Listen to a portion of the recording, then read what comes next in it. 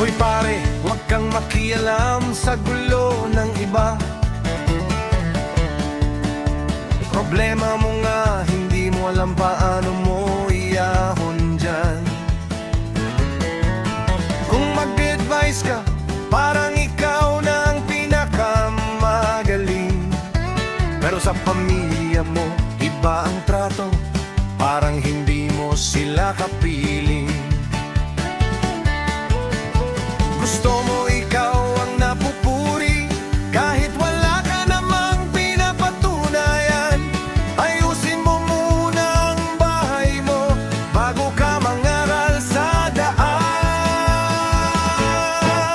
Hoy pare, malin mo ang pamilya mo. Yan ang binuwang mo, yan ang dapat inuna mo. Kung may nakita kang maganda sa ibang pamilya, ituro mo sa inyo, doon ka mas gaganda. Hoy pare, doon ka magsimula. Mas malakas pa ang radar mo sa chismis ng kapitbahay,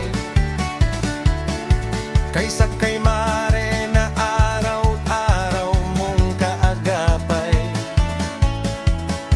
Tigilan mo yan pare, hindi yan nakakatulong. Unahin mo ang tahanan mo, doon ka dapat tutulong. Hindi ka mabuting tao kung sa labas ka lang mabait, tapos sa loob ng bahay mo puro sigaw at galit. Hoy pare, malin mo ang pamilya mo. Yan ang binuo mo, yan ang dapat inuna mo.